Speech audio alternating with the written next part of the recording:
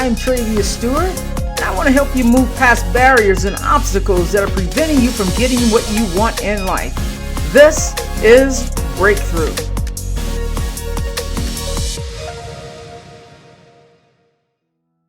The writer, an activist, a creative visionary, and a trauma-informed peer counselor, Theresa Edmonds lives with chronic disabilities.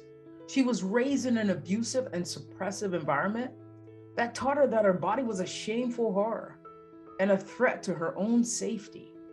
She was taught that she should dedicate herself to hiding or controlling or even battling it into submission if she was expected to be worth loving.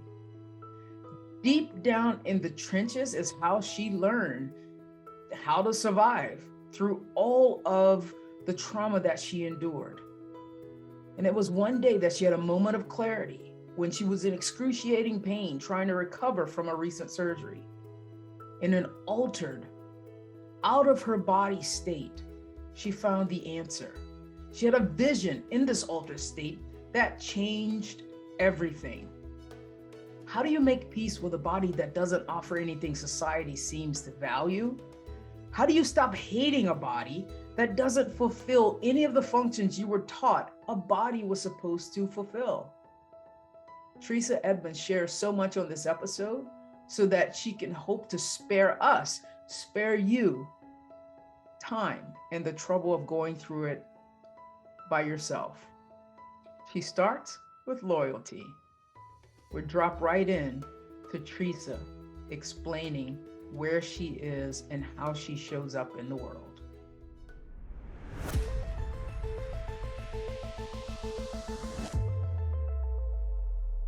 I tend to describe myself as kind of a hard luck kid. I've been through a lot of trauma. I don't have a ton of self-pity about it because the thing is, trauma is not rare in our world. Trauma is not rare. I have lots of companions on this hard luck road. And I have spent my whole adult life trying to recover from all this trauma, accumulating more trauma, working as a community organizer in group therapies, in peer counseling spaces and recovery spaces. So I think of myself as a trauma-informed peer counselor. That is like my social location I come from. So as I'm accumulating all this trauma, I have to find something to do with it. And so I have just investigated every kind of healing there is. I've been through every kind, the medical ones, the non-medical ones, every letter of the alphabet, CBT, ADT, DBT, all of them. I've been through them all. So I get to this point a few years ago when really, I think what was happening is my body was breaking down from the accumulation of all this trauma. But I go through yet another period of poor health. And as somebody who has an adverse childhood experience score like I do, I have all of the health complications you would expect to see from somebody who has the trauma I walk out of childhood with. So I live with chronic health disabilities. And there are times when that's harder and there's times when that's easier. And I went through this one period starting in around 2016 where it started to get real bad. And I had to go through a surgery, and then that surgery needed to be corrected. And then that surgery needed to be corrected. And then there was an infection and there was a hernia. And so for a good 4-year stretch, I was in bed, medicated, alone in my house, trying to heal from all these surgeries and not really able to heal. I just was not recovering. And it became clear to me that the only way I was going to get better is if I managed to do all of those healthy things that we all know we're supposed to be doing, but we all struggle to do. The exercise and how we eat and how we sleep, and if we're drinking water and if we're taking the meds and all of the boring things that we all know is really going to make a difference, but those aren't the things we tend to sell self-care on because they're hard and they're boring and they're mundane, but they are actually the things that work. So I needed to find a way to actually care for myself. But I hated my body with a kind of loathing that is hard to put into words. And not only did I loathe my body, like probably most of us in our culture are taught to. Most of us are probably taught to loathe our body because we are taught to hate any sign of our own humanity, any sign of our mortality is a sign that we can't be exploited forever. So people really hate that. So we learn to hate it about ourselves. So when my experience of being a human consists of pain and trauma and hatred, why am I going to fight for my life? Why am I going to put all this work in to recover and get better? Why? For more pain and trauma? Why would I want to do that? I realized I had to find some reason to care for myself, some reason to think that my body was worth fighting for if I was going to survive. So I'm in that, still in that recovery state, like mulling over this big question. But the thing is, if you've ever recovered from surgery, it gets real weird fast because you are very isolated. You're in your recovery bed. People aren't, the world goes on without you. And you are just in this weird, maybe people can't understand now, actually, but it's very similar. In 4 years, I was kind of in our current mindset and not sure what was day and what was night because your sleeping is all messed up and you're taking all of these weird medications that are making things kind of foggy. And I am in constant pain because the truth about our current drug policies in America mean that chronic pain patients cannot get their pain reliably treated. We tend to default on the war and not worry so much about the people who actually need these medications. So I'm in constant pain, like half stoned, not know what is day, what is night. I do a lot of meditation. I have a long-term meditation practice as part of my coping skills. So I'm just like in this totally living in my head, not in my body space. And so I get in one of those moments, I get this vision or imagining or meditation, something, this image in my mind's eye. And what I see is myself in an orange jumpsuit, and I'm running up this freeway embankment. And there's even this specific, it's the 2 in Washington State. I'm running up this embankment up the highway 2. And in the background, I can see that there is a prison van flipped on its side and the doors sprung open, and I am clearly sprinting for my freedom. But as I'm trying to run up this embankment, I keep getting dragged back because I realize I am still attached to one of my fellow prisoners. And this prisoner is tripping and stumbling and falling and not able to keep the pace that I am. And my response is to just scream and abuse and ridicule and degrade this prisoner. Just, what is the matter with you? Why can't you keep up? Da, da, da, da. Just treating this prisoner just so horribly. And so finally, my partner just sits down on the ground and says, I am not moving one more step until you start showing me some goddamn respect. And I kind of woke up then from that imagining. And it was a complete paradigm shifting moment where I realized I have been blaming my body for every feature of the mortal experience. My one singular individual body was bearing the burden of the entire scope of humanity and my experience in it. Every pain I suffered was somehow my body failing me, was my body betraying me, was any limitation I faced, not being able to run as fast or keep up or something, that was my body failing me in how I envisioned it. And after going through this whole experience with trauma and disability and recovery, I learned a lot about neuroscience. I learned a lot about somatic healing, and I learned a lot about trauma recovery. And so I have learned that trauma is stored in the body. The body keeps the score. All of these unprocessed traumas that I was not able to find proper medical care for so many years, my body was still expressing all of that through this chronic pain that I was feeling. And yet I was blaming my body for it. And so it's like I was blaming my body for the consequences of what it had survived. I was blaming my body for its own disabilities instead of recognizing that this disability, trauma, is probably the one unifying experience in the human condition. There are a lot of people who go through this life and do not know love. That is a true fact of our world. I do not believe there is a soul that is born and leaves this planet without knowing trauma or pain.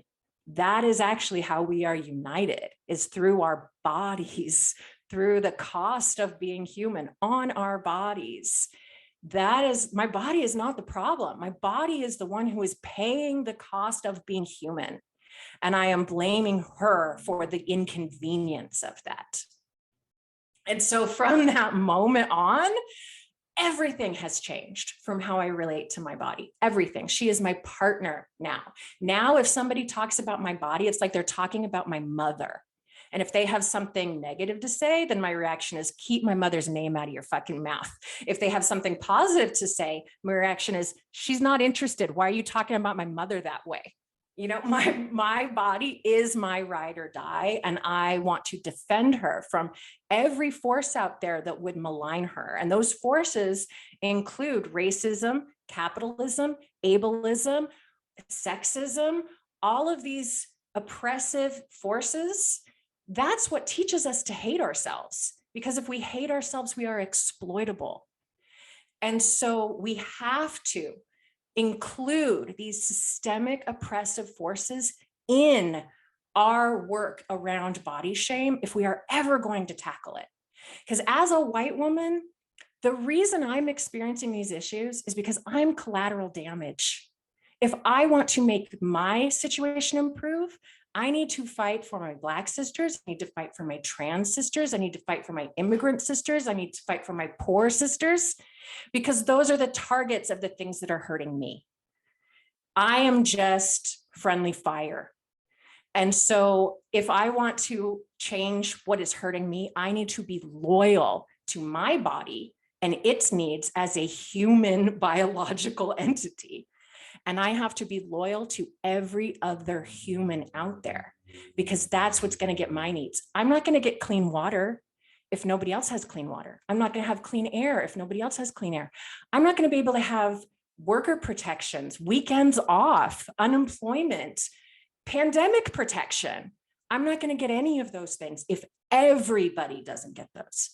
And the additional benefit to me for that mindset is that when I am steeped in self-loathing and I'm so convinced that I am absolutely unworthy of love, if I am loyal to other human beings, and I truly believe that every human being on the planet has inherent worth and dignity, then that actually does apply to me too.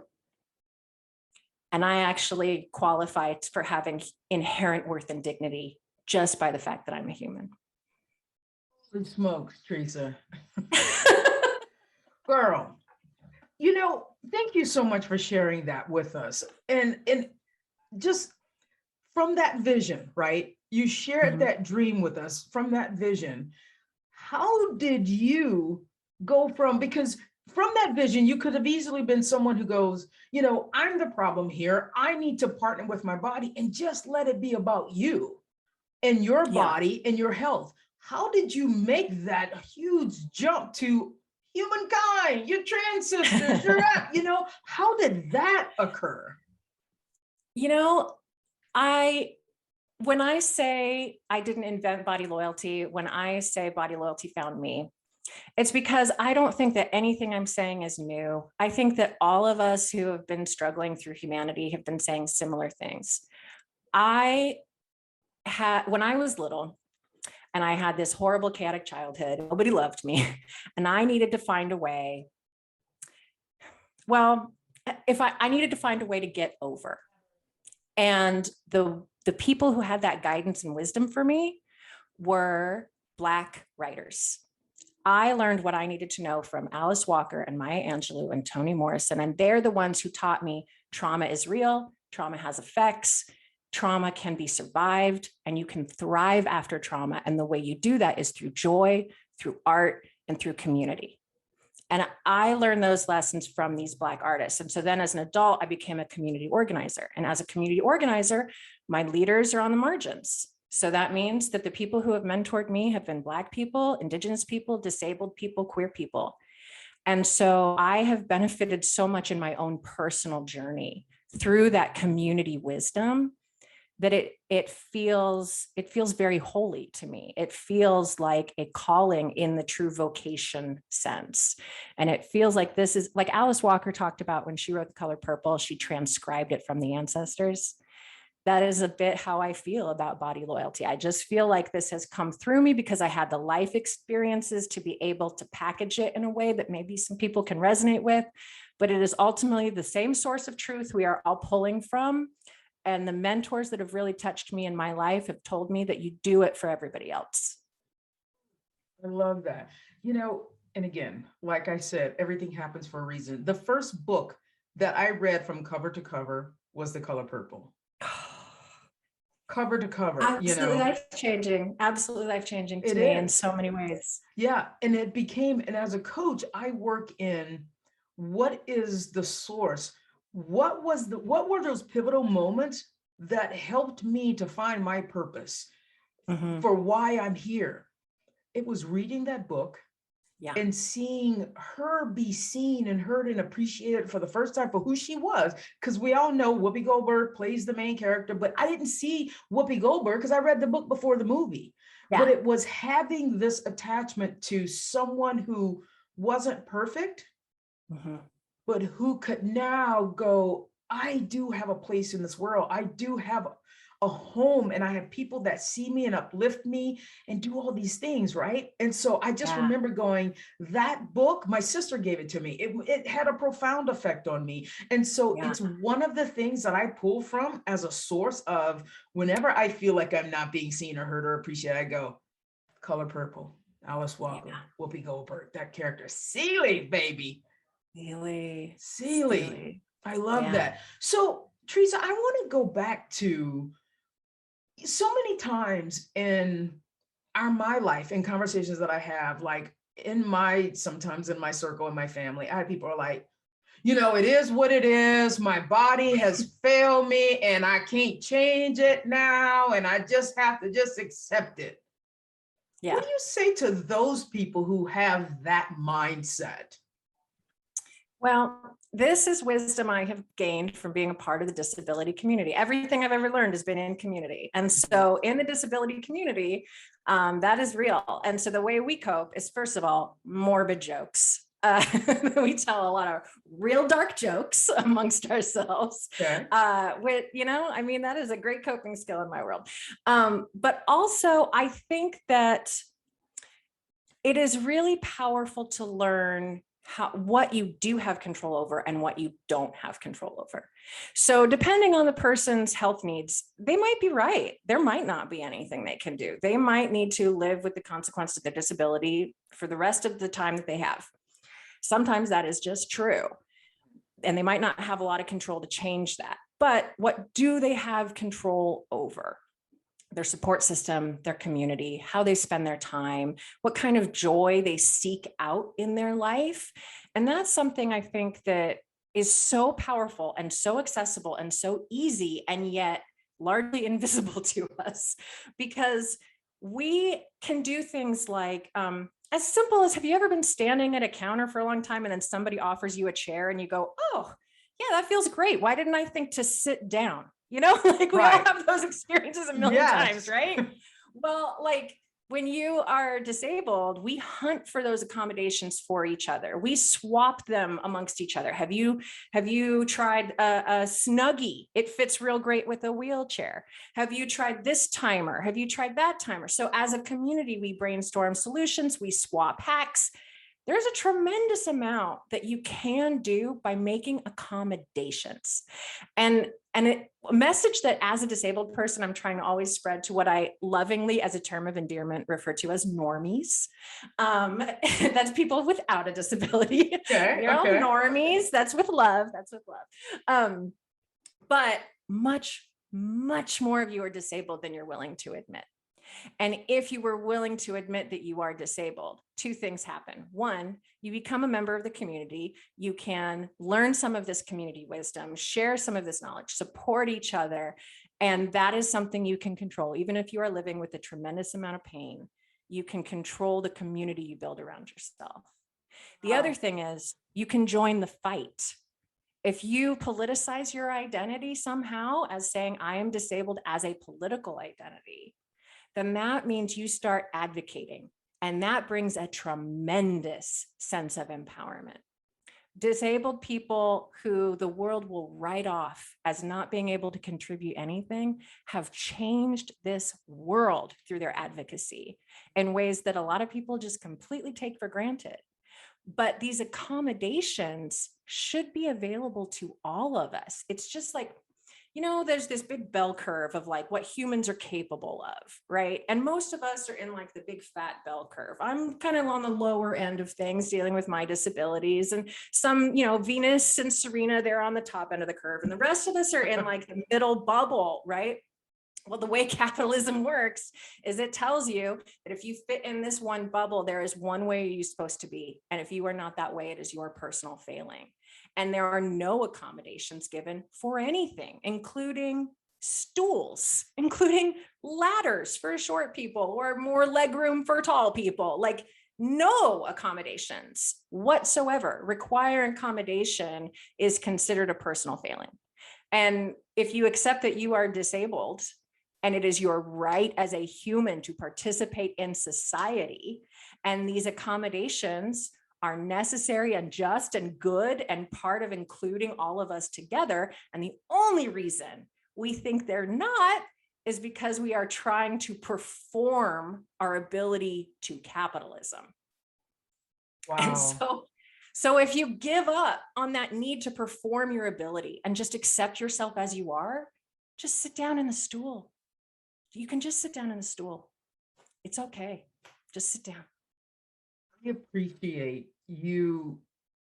Like, I'm just seeing this from a whole different perspective now, especially when you're like a disability person is in Starbucks and, you see another one, then you offer the chair. It's like this unspoken language, like you're connected, almost like sometimes when I see another person of color and I want to go, black fist, even though I'm not the militant kind of person, but it's like, I got you. My peeps, And so whenever I'm tough, because I start a lot of my social media posts with, yo, my peeps. Yeah. Because I'm calling my people, right? Yeah. And if you don't want to be called a peep, then you're probably not my people. Right? So, but I love how you open my eyes to the community of the disability. And so we can have community in so many different ways. Why can't we just have community? Because we're all humans.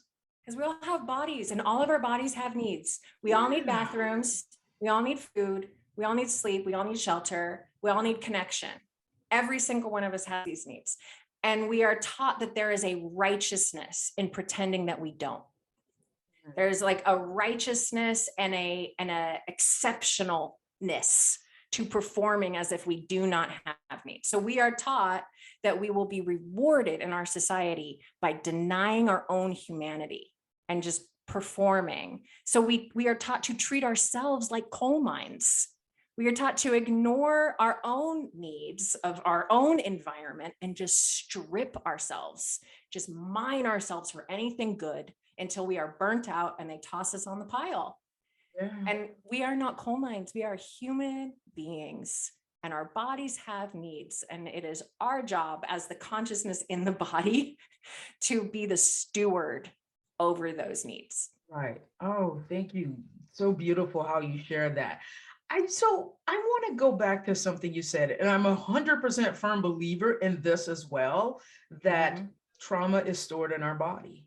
Yeah. How do you experience a trauma that's stored in your body, and how can you share that and educate my listeners right now? It's like, this is what you look for. This is what's happening when this happens again. Yeah. Well, the way that trauma manifests is so individual, and it can be difficult to talk about in our current moment because there are still so many people who will say things like it's all in your head. Like I have spent so many years going to all kinds of medical doctors and saying, I am in so much pain, make it stop. And they say, it's all in your head. And the thing is, you know what else in your head? Your brain and your brainstem. And guess what? That's where your nervous system is. And so my particular conditions, I have multiple conditions, but one of the main ones is I have fibromyalgia and I have endometriosis. And those are both very affected by my hormones and my nervous system. And those are, you cannot get a more direct link to trauma than hormones and nervous system. I've even read once that trauma should start being used as a screening tool for fibromyalgia instead of fibromyalgia being used as a screening tool for trauma, because they are so closely linked, these things. Yeah. But it can be difficult because so many people are willing to dismiss it and say, just get over it. But I think about my current chronic conditions as disabilities from trauma. So it is like the trauma that I experienced broke bones or left scars, but to my nervous system. And how that has manifested for me is in these chronic pain conditions. And if you research like adverse childhood experience scores, there's actually a ton of research to support what I'm talking about. But when we speak about it kind of casually, it can slip into victim blaming so easy. Because especially in our current medical system, a lot of times you go to a doctor, you don't get access to psychiatric care. You don't get trauma recovery. They'll maybe, if you're lucky, they'll give you like, you know, a naproxen sodium, like an Aleve, you know, maybe they'll give you an Aleve as a prescription, but you do not get the kind of healthcare that would actually resolve these things going to a doctor. And a lot of times, especially because our medical system is currently, a lot of the decisions are being made by insurance companies. So you just are told, well, meditation works, gratitude works, journaling works. And again, there's research. It's not that those things don't work. It's that you can't do those things until your pain is treated. And because of where our current policies are, doctors and insurance companies are using gratitude, meditation, exercise, journaling as a first round of defense instead of far down the road. So now I use those things much more frequently than I use medical care, but I never could have gotten to that point until my pain was properly treated. So it's very much like they're entangled together. And since we don't currently have widespread psychiatric care, it can be extremely difficult to get the healthcare required for medical needs that are the result of this kind of chronic trauma. Okay. So how does it manifest in, I know you said endometriosis, fibromyalgia. Let's say that I'm someone who went through something traumatic, right? And so the thing that I think about is, because I'm in touch with my body, I believe in being in homeostasis, and I get up and I get myself up to a certain number. And then when I know, again, going back to those pivotal moments, when I know that my chest is tight, when I was like, oh my goodness, what's happening right now? I go back to one of those moments of when I didn't feel, when so-and-so made fun of me, when I feel like the walls are coming in, closing. What is your physical manifestation that appears when something is triggered? Sweating. So many. Okay. I often joke that I'm like a pain sommelier because there's like so many different types and flavors of pain to choose from. So I get a lot of skeletal and muscular pain, because just think about like when you are stressed and you're holding everything so tight. And think about what the long-term results of that would be on your body, especially as say you're growing. So I have muscles that are too short in some areas that can cause some pain. I have joints that are pulled in certain ways that can cause some pain. And I have done a lot through body work and learning how to feel what my body, like the actual sensations of my body, how my body is positioned in space, doing disability informed body scans so that I can feel and figure out what's happening with my body in a way that still is protective of my body's needs. And a lot of it just becomes developing a habit to like unclench, just realizing like my shoulders are up on my ears. I gotta just unclench. Yeah. Wow. Yeah. Because I have to remind myself, to do that. You're right. Unclench. So as we wrap up, knowing what you know now, all the things that you've gone through, what is your biggest tip or piece of advice that you can offer someone who's going, I feel every bit of that. I Yeah. can relate 100% to that. How can you Okay. save them some time? You just use magic words. That is exactly what I use. I tell people all the time, like, my authority is that I've learned this the hard way and I'm trying to save you some time. Mm, That is the yes. authority that I have. Okay. Okay. I want to speak to people who have had bad experiences in the wellness space, who have not found the right therapist, psychiatrist, who have experienced malpractice, who have deep reservations because of cultural competencies or marginalizations, or anyone who is very, very skeptical of healing. Hi, I'm Tresa. You are my people. Hello, skeptics. I'm with you. If you can only start one place, just start with how you speak to yourself. Develop an awareness of how you speak to yourself. Because for one, that really kind of started to poke through some of my skepticism when I realized just how horribly I was treating myself. I was letting all of the horrible abuse that I have experienced in my life reverberate around my ears and just repeat and repeat, even though the abusers themselves were long gone. And so I needed to become conscious of how I was repeating that and find ways to stop. Now, since I'm a cynic, I can't just be like, I am love, I am abundance, I am blah, blah, blah, blah. Like, does not work for me, works for you, bless you, keep going, doesn't work for me, And one of my friends said, yeah, that's because you're not a liar and you don't like liars. And so I feel when I do affirmations, I feel like I'm lying to myself. So I had to find a way to both stop treating myself like shit without going all the way to like the rosy, flowery, like peace and love that also felt inauthentic to me. And so what I did was I started sarcastic. So I found a way to do a like halfway affirmation that didn't feel like a lie. Yeah. But I just started sarcastic. I love myself today. But if you do that enough, you get used to the fact that you're doing it, and eventually it stops feeling stupid, But then I also named my body. Now, lots of people in embodiment spaces will recommend this, like Health at Any Size. People do a lot of this. You name your body in hopes that you'll start treating it better, because most of us treat other people better than we treat ourselves.